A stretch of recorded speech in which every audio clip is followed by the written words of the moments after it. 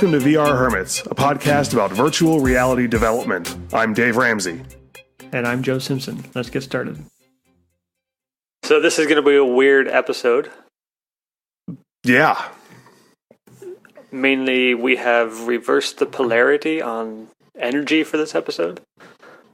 Usually when we record, it's towards the end of the day, 6 p.m. or 9 p.m., and I am pretty much mentally checked out, and Dave is very much a night owl and just kind of getting into his primetime thinking.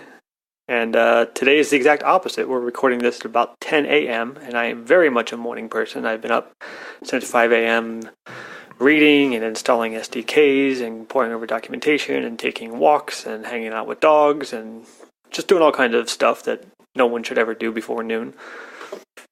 And so yeah, it's going to be a bit different than some shows because I'm actually awake and not full of existential dread. And I woke up almost exactly an hour ago. Nice. So, let's do it. All right. So, I've got a pretty lengthy agenda, so before that, why don't you give us your VR update for the week? I think we just did. Yeah, I know. I'm just being mean. I was working on other stuff this week and just haven't gotten to it, which is going to be really embarrassing when you hear about all the stuff that Joe was doing this week. Yeah. So, Joe. So we talked about my interest in WebVR and A-Frame last week a little bit, and I spent a good part of the week checking into that stuff. I still had a lot of consulting work to do, so that did take the bulk of my work time this week, but I had a lot of time to dabble in this stuff as well.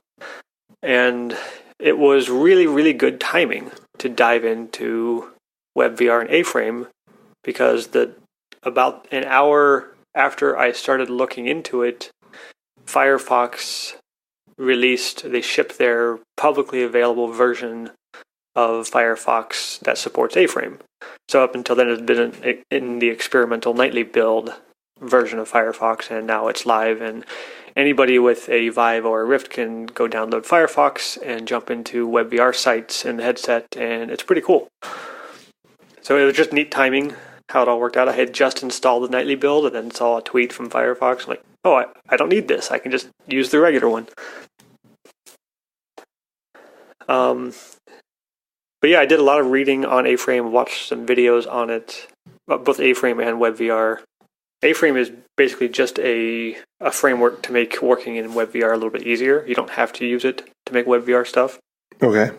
But the cool thing about the entire platform is because they're designing this from the ground up, they're not making the same mistakes not necessarily mistakes, but they're not falling into the same traps that web did over the years.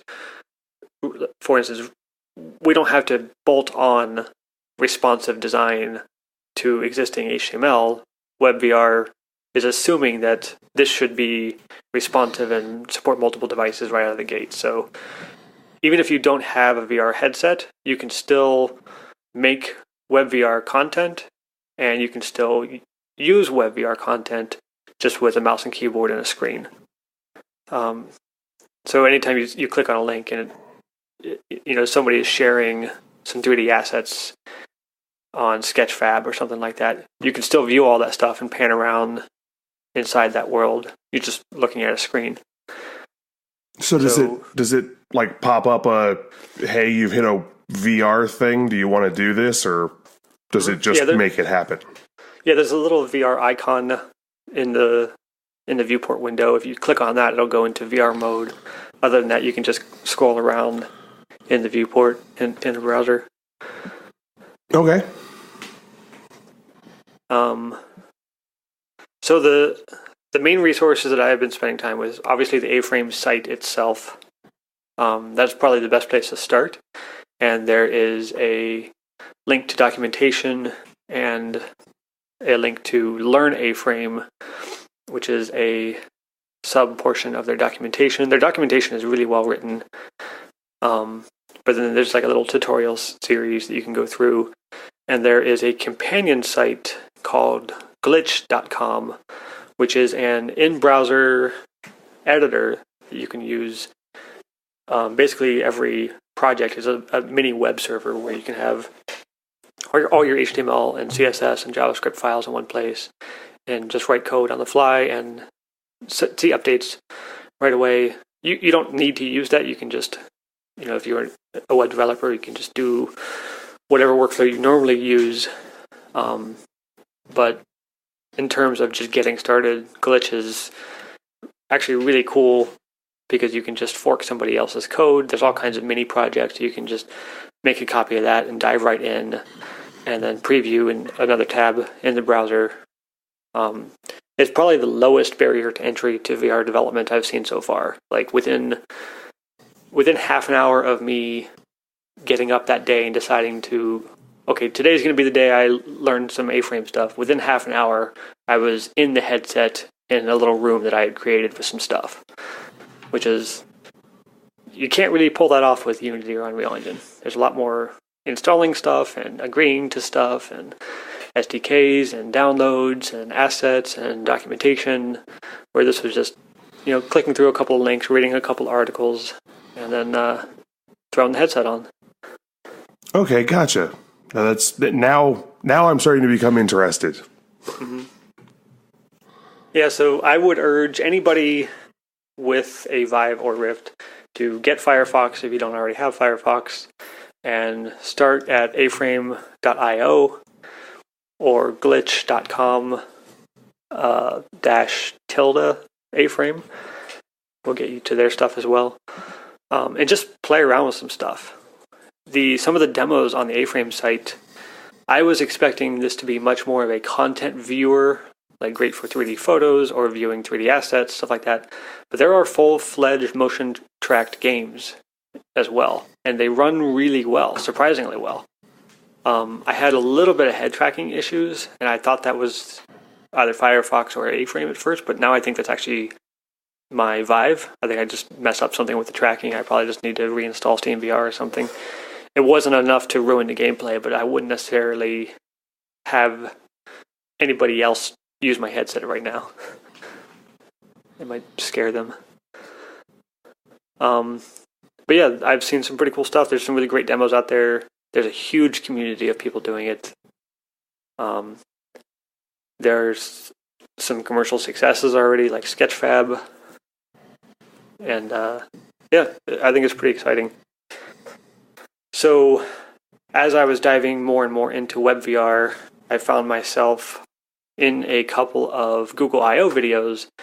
Google is also a huge supporter of WebVR, and they have, earlier this year, they shipped a version of Chrome for Android that supports WebVR.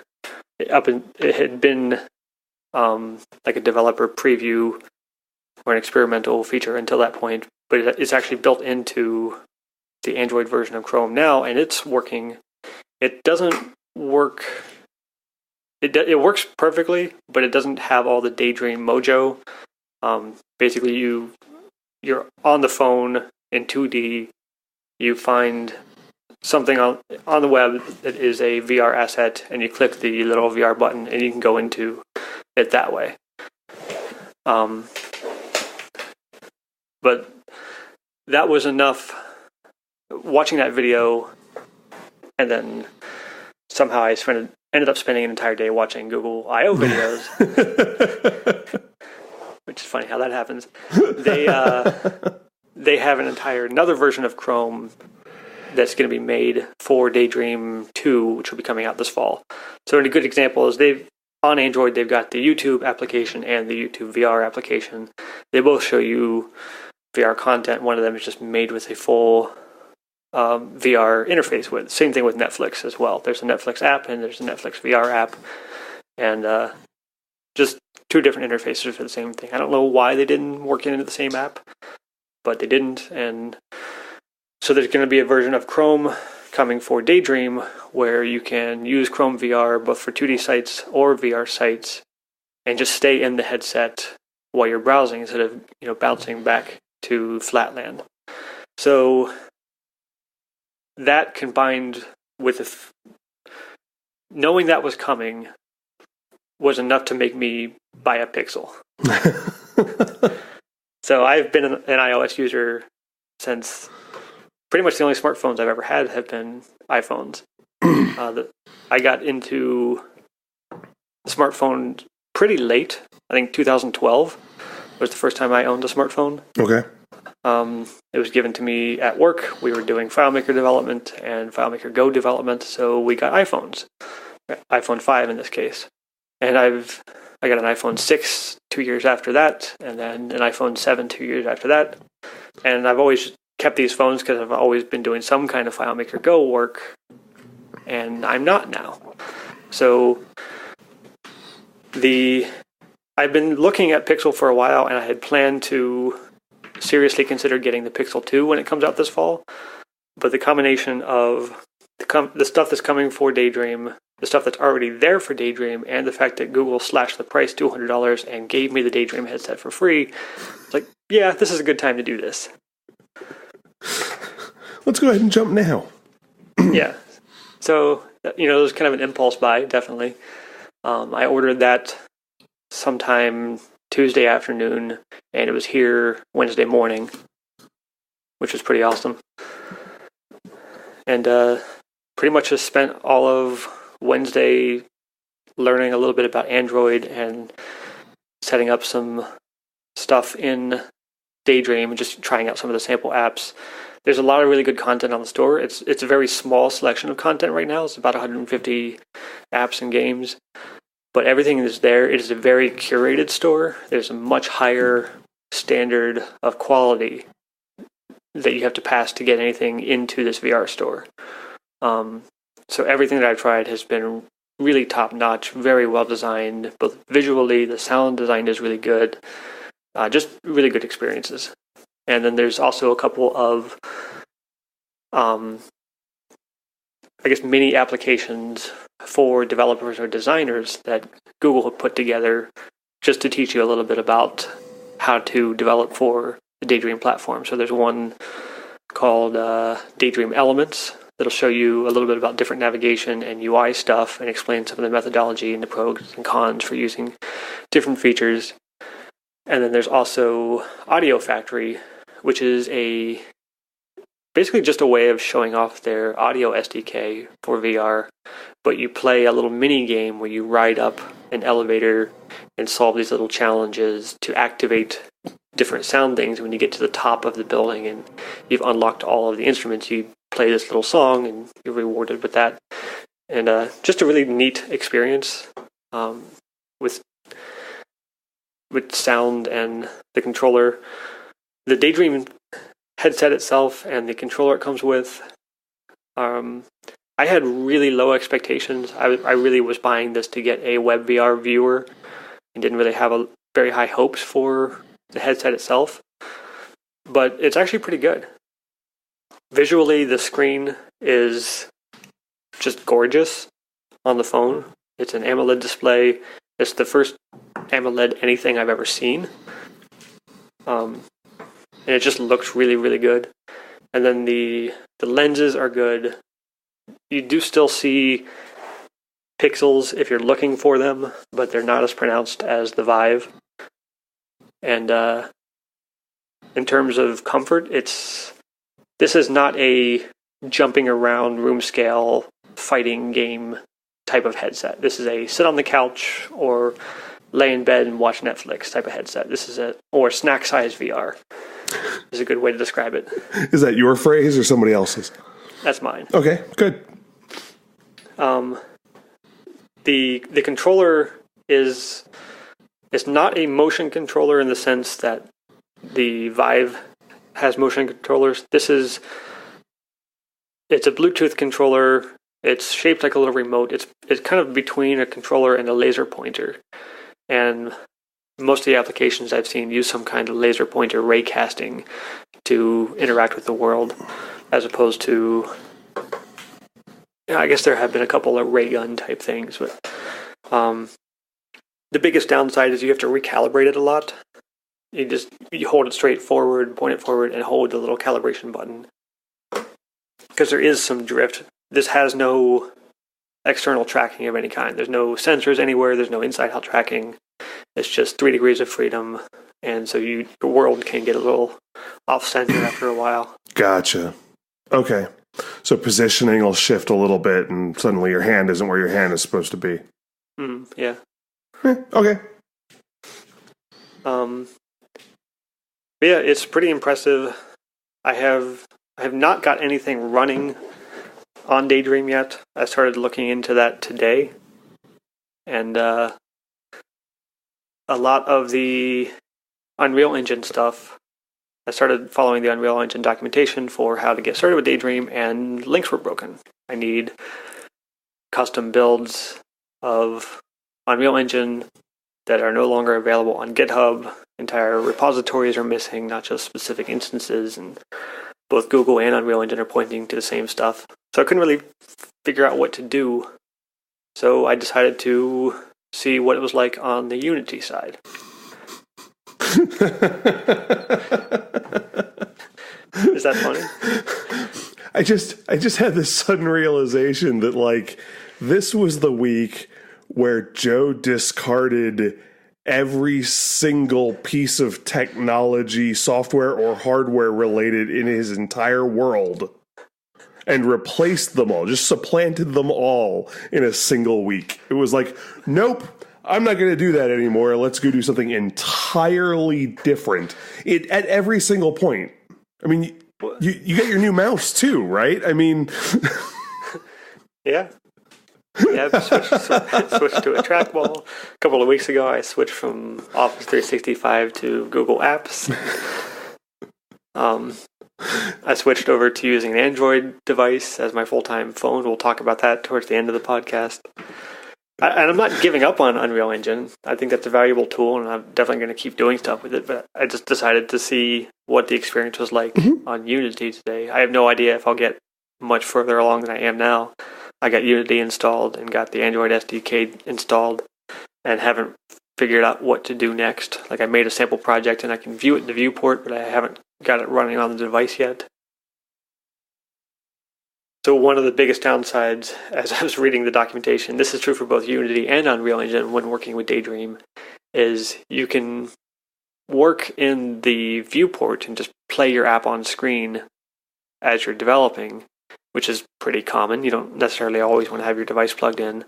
But the only way to get a controller working with that experience is to use a controller emulator, which requires an entire other Android device. You can't use the one you're building on. You actually have to have a second Android device that you can set up in this controller emulation mode. I'm like, I don't know about that. Do I really want to buy another Android device right now? So I may ask around with some friends to see if anybody has an old phone they don't care about. Normally I would have a response to that, but I don't even know how to respond.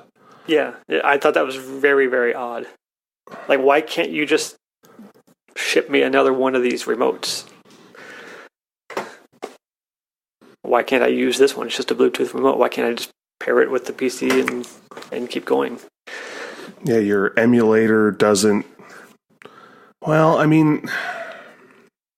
So you bump into weird stuff like when I'm running with a VM or something like that, it'll have to pick which operating system the USB device will get connected to.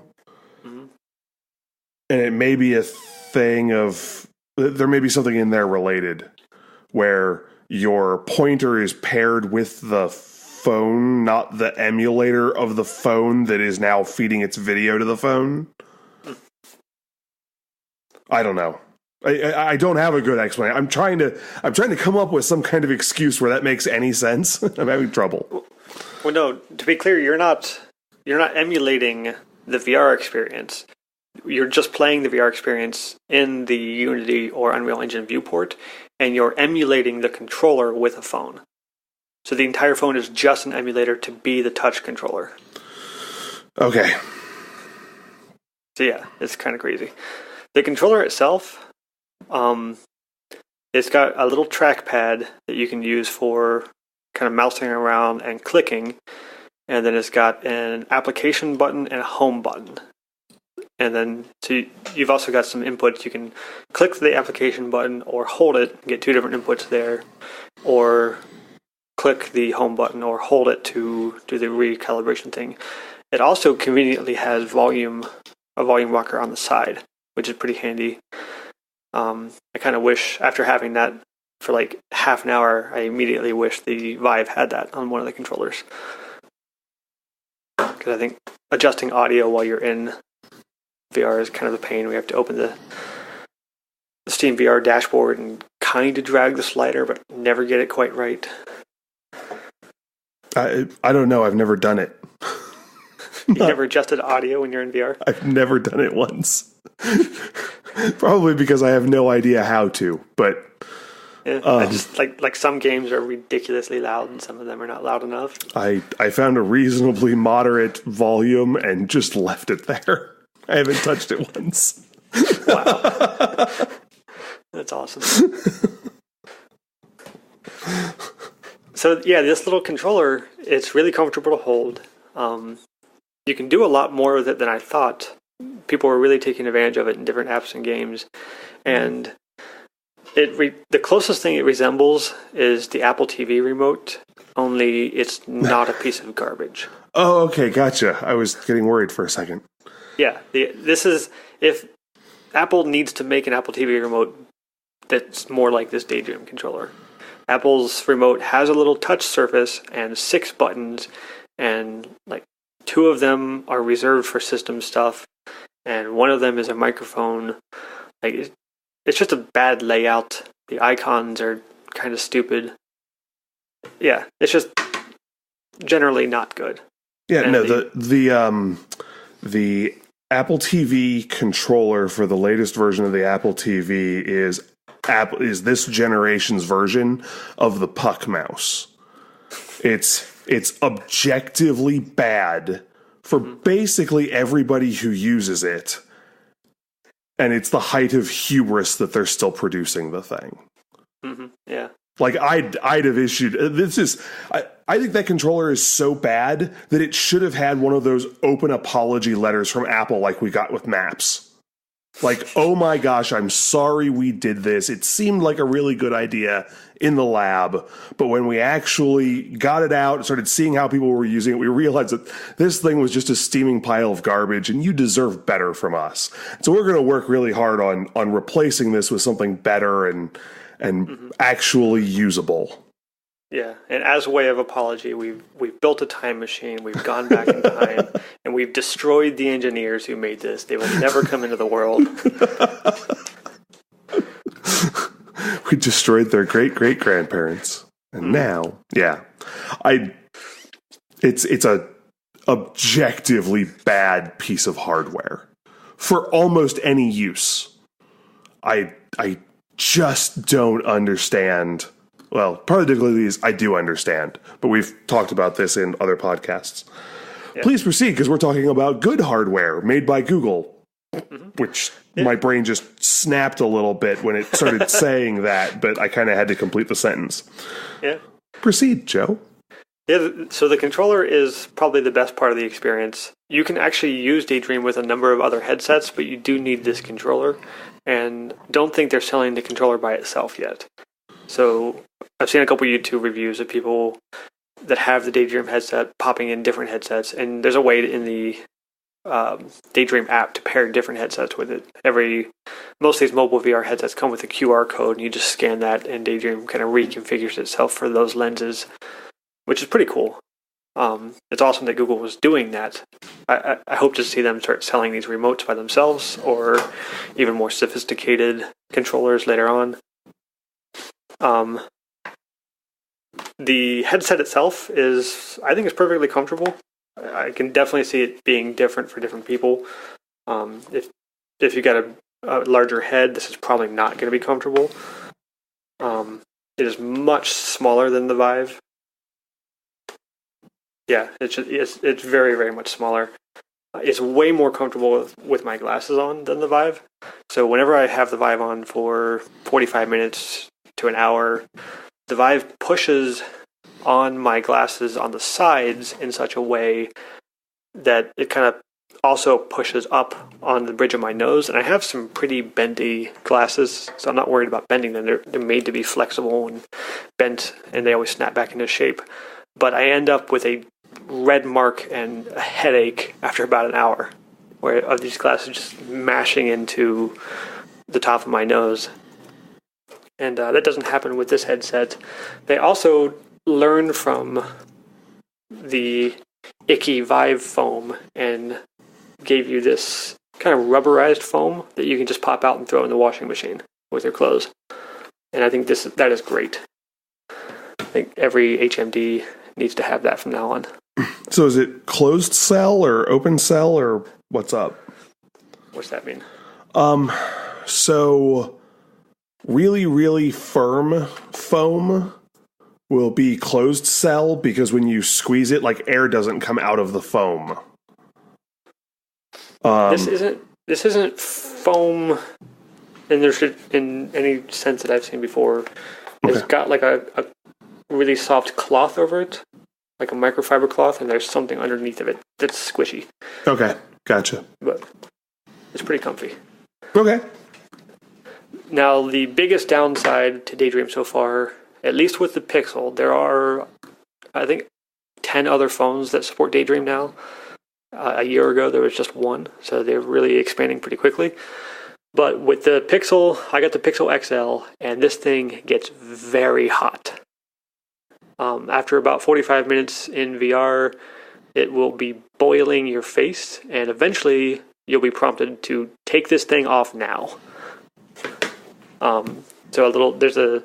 In the Daydream SDK, there is a thermal warning indicator that just tells you, okay, your VR experience is over. It's time to take the headset off. So that's a problem. Definitely. I know that Samsung Gear VR has been out for quite a bit longer, and they had some major thermal issues with the first couple of versions, and they've certainly made a lot of improvements. There are some hilariously creative people doing some workarounds with the Daydream headset, people making heat sinks out of tinfoil, like hanging heat sink flaps while they're in the headset, which is great. One guy made an entire fan system with computer parts. Yeah, it's pretty great. There's like an entire case he made to put the phone in, and then there's a fan pulling air across it, and yeah, there's some pretty cool stuff out there. More importantly, they just need to fix the thermal issues. Some of it is going to be hardware related. Some of it is performance related, depending on the applications. Like if I'm just watching YouTube videos in the 2D screen, I could probably stay in there for 2 hours without overheating the phone. But if I'm playing a pretty active game with lots of graphics and assets, then I may only get half an hour. I also think they did make some improvements this year at Google I/O, where they have the new Seurat. I think I'm probably mispronouncing that, but it's a new rendering API that basically takes snapshots from the camera position in VR. It takes snapshots of how the scene should be rendered and kind of redoes it and just renders what the user can see. And I'm explaining that badly, but there's some documentation on Google's VR site that has some graphics that show it a lot better than I can explain it verbally. But basically, if you're looking at a cube and you're only seeing 3 faces of the cube, this doesn't render the entire cube. It just renders what you can see. Okay. So it's a pretty massive performance increases. Well, in general, that's actually the way 3D renderers are supposed to work down at like the OpenGL level and things like that. You get into right-handed triangles and left-handed triangles.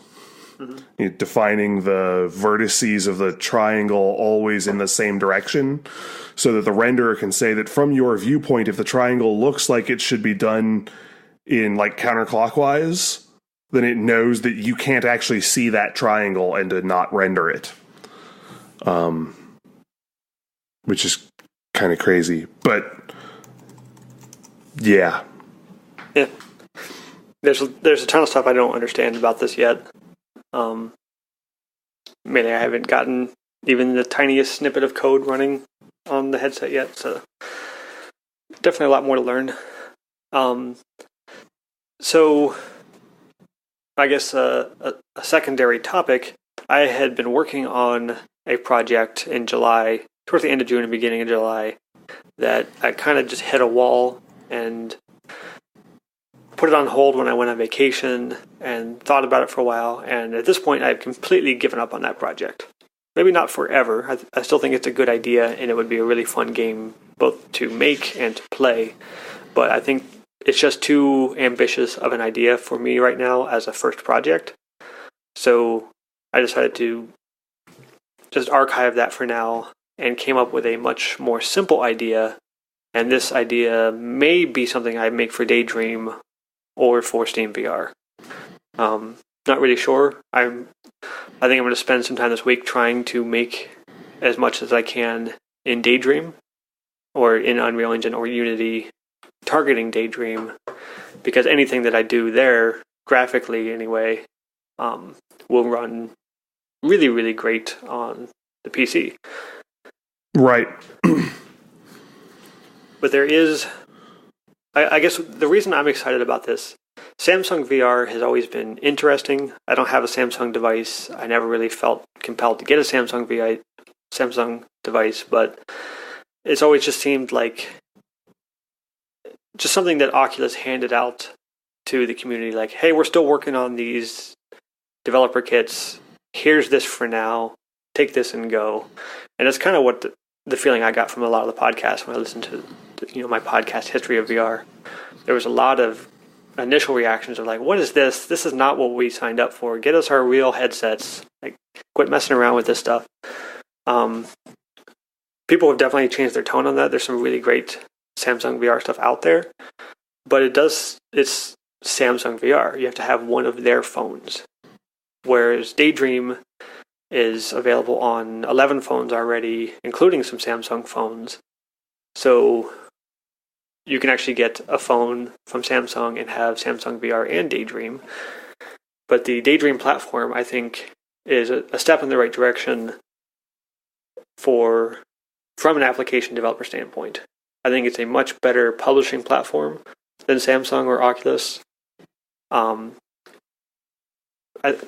know that Google Play Store has some issues, just like the App Store, but the fact that they are really, really curating this content, and they have very clear, easy to understand documentation of what your app must do to be considered for the VR store. Not little suggestions or best practices. It will do these things or it will not get past our review. And I think that's great. I love working in constraints like that. I know a lot of people will react badly against that. Like, I don't want some other authority telling me what I can and can't do. But I personally like to develop and design in some constraints, and I can make up my own if I need to, or I can just follow this 4 pages of documentation, and you can do some pretty cool stuff with it. So the apps that I played in Daydream so far, they don't seem limited in any way because of those constraints. They seem better. They seem more designed because these design constraints really make you evaluate how you're going to do certain things in your application. Now, in terms of, I've been struggling how to explain this all week. A lot of the YouTube reviews I saw on Daydream, people kept saying it's not as high quality of experience as a Vive or a Rift. And I don't think that's the right term. I think caliber might be closer to it, but I'm open to another word. But the Vive and the Rift in a powerful PC is obviously a more powerful experience. You can do more. It has more features. It can render richer graphics. You've got base stations or cameras to do tracking. It's just an all-around more capable, more feature-packed experience. The Daydream has pretty good head tracking. The visuals are pretty stunning. You're not going to get... I haven't seen anything graphically that approaches photorealism because nobody's trying. Everyone's going for really beautiful, stylized assets and making some really compelling stuff. And I like that a lot. I really don't care about the photorealistic VR. I know a lot of people do, but I already have photorealistic vision. I can see the real world. I don't really want to create that in a headset. So yeah, it looks great. The controller is not as nearly as complex or powerful as the desktop versions, but it's definitely not a difference of quality. The quality of the applications is pretty high. I've downloaded some stuff in Steam that is fantastic, things like Trickster, and I've also tried at least 10 applications on Steam VR. It's like, this was a waste of my money. This was a waste of my internet bandwidth downloading this. So it's much more hit and miss, where everything I've tried so far on Daydream has been pretty good. And I'm sure that it will probably change over time. At some point, they'll probably lower their restrictions, which I kind of hope they don't. But I think I tried 2 or 3 games, and then they put their little summer sale out, which is only 9 games, and I bought all of them. Like, didn't even care what they were. I was like, everything I've tried so far has been top notch, so I just dumped $20 into these other games.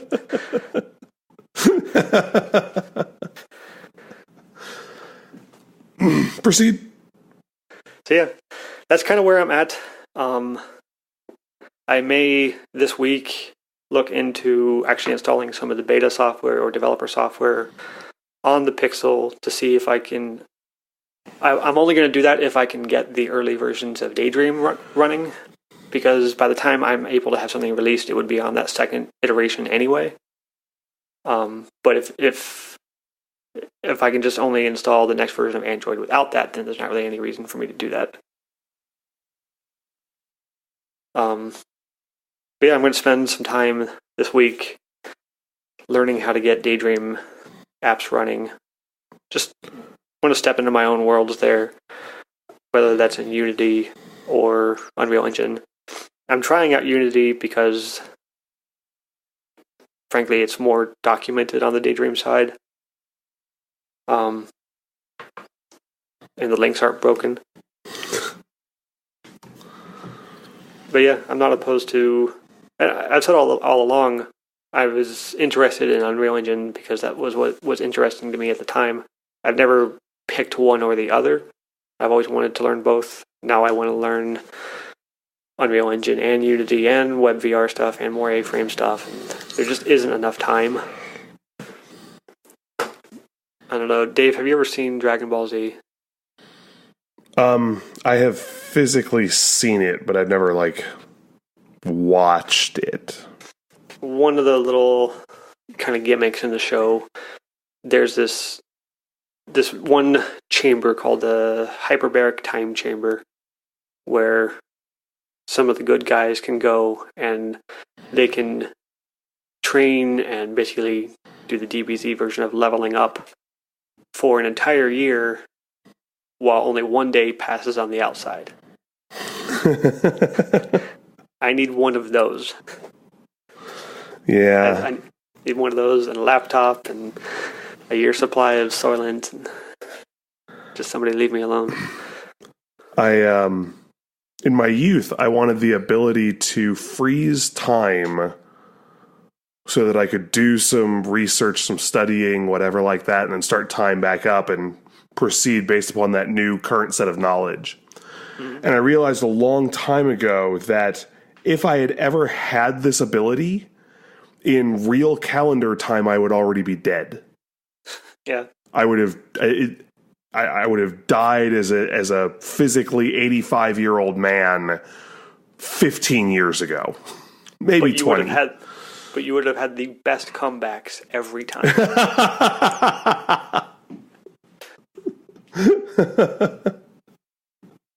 Can't deny that. Yes, I would have had great snappy comebacks, just on the ball every time. Mm-hmm. That would have been great. But you just came up with another whole category of things which would cause me to pause time. So I would have had really snappy comebacks in 3rd grade and dead in 4th grade. Nice. I would have spent 15 times as much time with the universe frozen than with time moving. And I was just aged at an astronomical rate. Yeah. So I've got a big rant about Android and iOS. Before I dive into that, do you have any questions or concerns about any of my overly enthusiastic WebVR and Daydream stuff?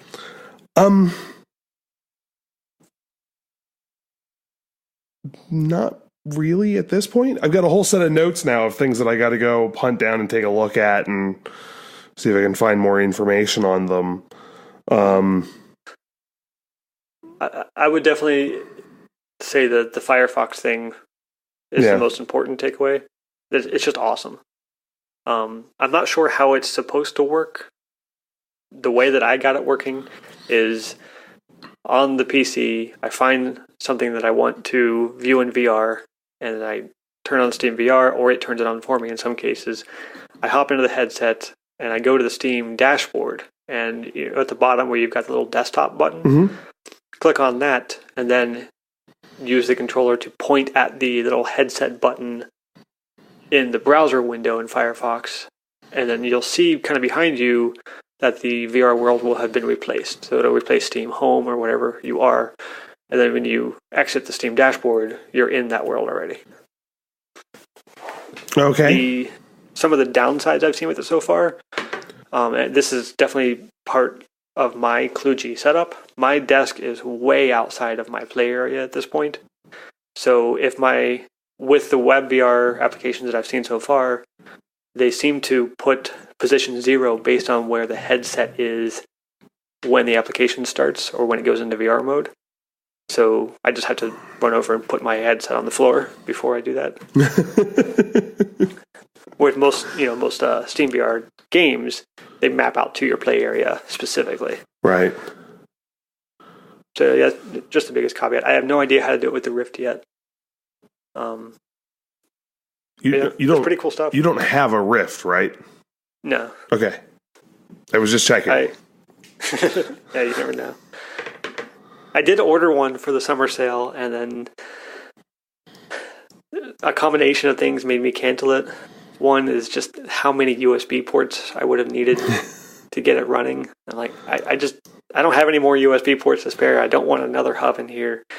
And then just the idea of having 3 cameras manufactured by Facebook in my home just didn't make me feel great. So yeah, canceled that. Okay, so you've been a Mac and iOS user for years, and you have converted almost entirely to Windows, particularly for development purposes. And now your primary phone is an Android device for the first time ever. Correct. What do you think? Yeah, so the Windows side is definitely because of VR. That's just where the development is. We all know how hilariously bad my attempt at VR development on the Mac was. On the Android side, 2 things really compelled me to get a Pixel. One was the Google Assistant that I've been using for the last couple of weeks. I've been using it on the iPhone. I had the Google Home device, and I started using these things because of some RSI issues I've been having over the last couple months in particular. I decided the more I can talk to a computer, the better. The more things I can automate, the more things I can just do with voice command, the better. So if you were my neighbor and had never met me or didn't know anything about me, you would assume that more than one person lives here, because I'm always just talking now. So the Google Assistant was one of the big sellers. The other one was obviously the Daydream stuff. And what really sold the Daydream stuff was Chrome coming to Daydream. The applications themselves are really great, but I'm really looking forward to just being able to bounce around the internet in VR without having to take the headset on and off. And I'd recently switched my business over to Google services and been pretty happy with that. And the Android is really well integrated with all those services, obviously made by the same people. The Google Assistant is much more integrated into Android than it is to, obviously, an iOS device, where it's basically just an application that you can talk to. On this device, it can actually do things. It's surprising how good this phone is. I've seen Android phones before. I've had friends that have them. I've received lots of green text messages, and just never really had any interest in checking it out. And then over the summer, I see more and more stuff on Pixel and Pixel 2 coming out, and decided to get this phone, and it's ridiculously good. The amount of stuff you can customize on it is pretty incredible. I'm using pretty much just native stuff for now. I'm using the Pixel launcher that came with it, and I haven't customized it too much because I just want to figure out why to customize certain things. I'll just use the defaults until I have a better reason to. This phone is definitely not perfect. There are things that iOS does better and things that this does better. Like, for instance, this may make you laugh, but Apple devices actually handle Bluetooth better, which is hilarious because Apple is notoriously bad at handling Bluetooth devices. But that should indicate how badly the Bluetooth experience is on the Pixel. Okay. Yeah, mainly I'm just talking about Bluetooth headphones. I've got the AirPods. I can use them as Bluetooth headphones on the Pixel, but you obviously don't get any of the Apple magic, like being able to pause by taking one out of your ear, stuff like that. But yeah, just some weird connectivity issues with Bluetooth. I moved over to Google Fi as well, which is their cellular service. I've been on Verizon basically since 2 jobs ago, where we had company phones, and I just took over the plan when I left that job, and never really had anything against Verizon. Never really liked them. I just had a consistent feeling that I'm being ripped off, and it was to the point where my phone bill was $70 a month for phone calls and text messages and 1 gig of data. Like, this is just a ripoff. No, you were being ripped off. Yeah. Now I've got Google Fi where I pay $30 for the same thing. And then data is $10 a gig, which is, I guess that's high if you use a ton of data. I'm almost always on Wi-Fi, so I don't. So it's not that big of a deal. What else? So battery life. Allegedly, the battery life on the Pixel is great. I haven't seen that because I've been using the Daydream constantly. So yeah, that's definitely a battery hog. But it's got fast charging, so I can get it down to 30 or 40% and have it back up to 100% in half an hour, as opposed to waiting for the iPhone all day.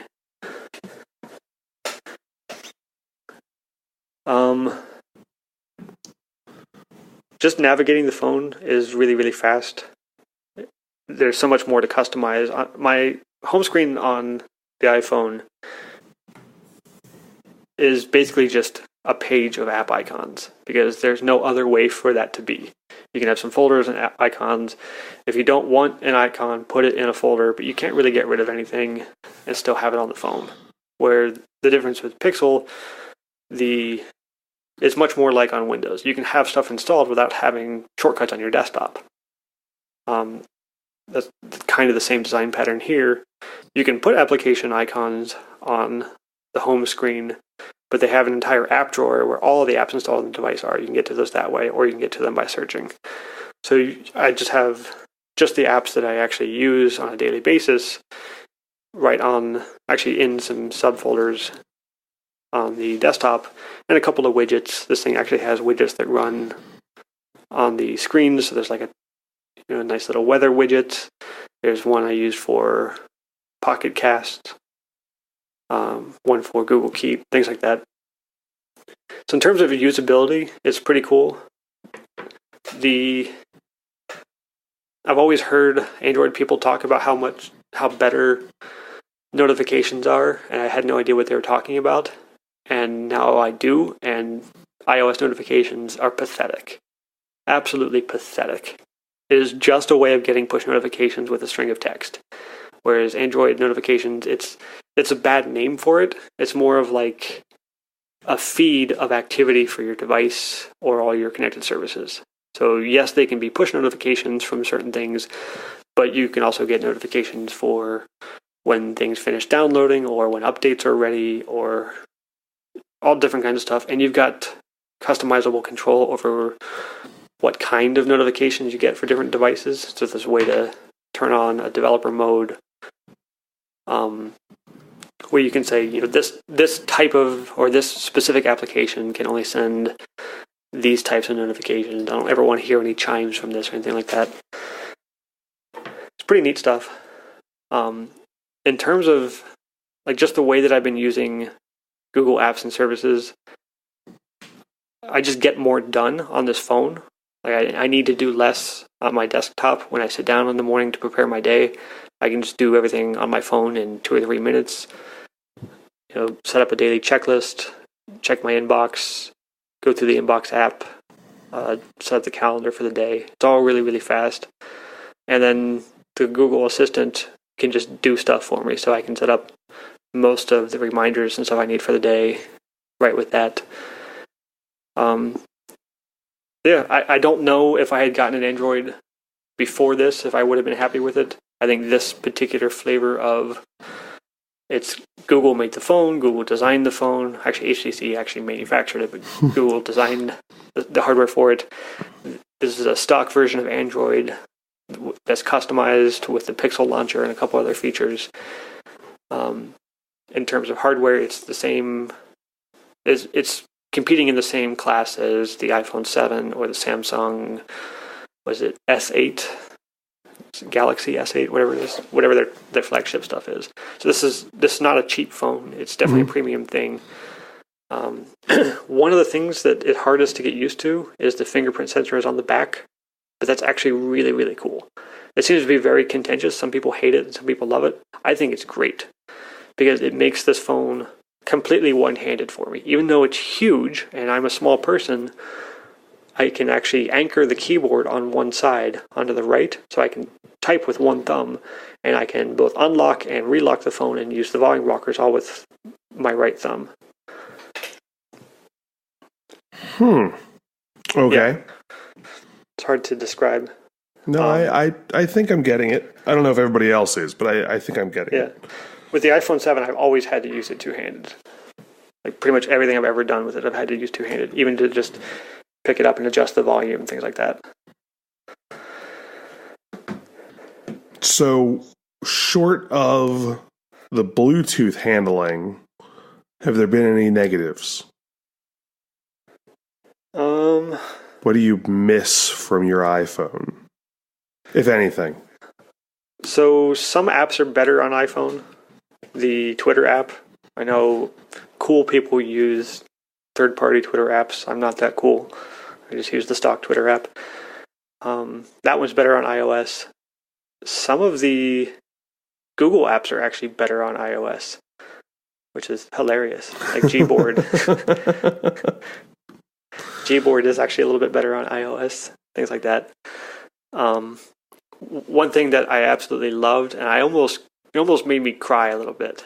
Anytime I set up a new iOS device, it's basically, hey, get ready to enter your Apple ID 50 times, because we don't know how to set up any kind of user profiles on our devices.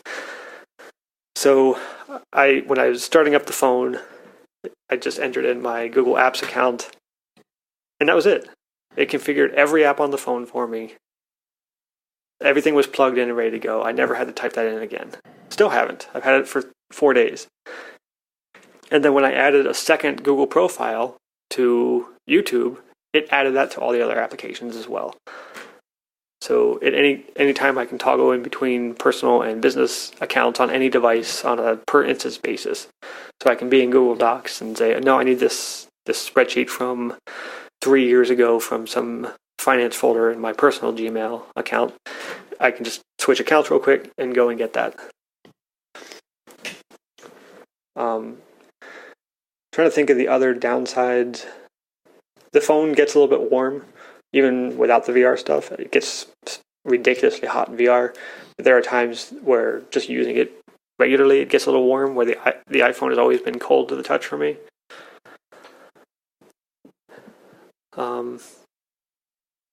I have unlocked it quite a lot in my pocket somehow. So there's been a couple times where I'll be listening to a podcast and just skip an episode or something because it's decided that I've clicked a button. Trying to think of what else is actually interesting about it. I guess, well, you said what are the biggest downsides? Messaging is probably the biggest. The iPhone messages app is pretty great, I think. I don't care about all the stickers and stuff like that, but it's consistent, it works. iMessage is pretty cool. The whole notion of unlimited text messages is kind of a scam if you have an iPhone, because you will never send a text message to most people.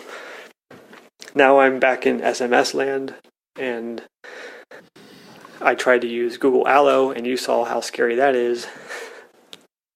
Yeah, if you haven't seen it, if you send a Google Allo message to somebody who is not on Google's ecosystem, they get like 4 text messages with a whole thing of like, here's how you opt out, and here's how you get in, and here's how this all works, and then somewhere in there is your text message.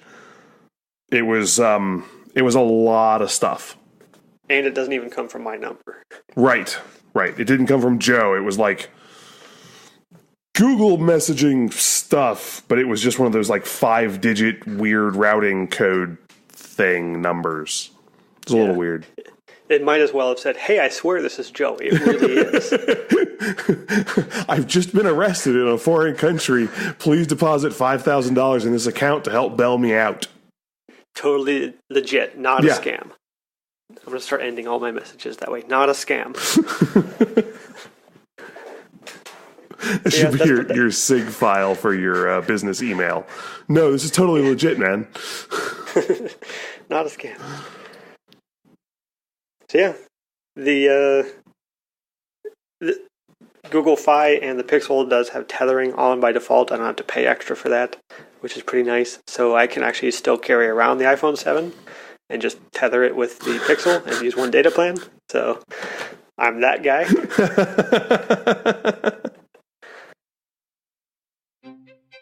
So that's our show for this week. Thanks for listening. You can find us on Twitter. I'm at VR Hermit _Dave. And I'm at VR Hermit _Joe. We also have a website, vrhermits.com.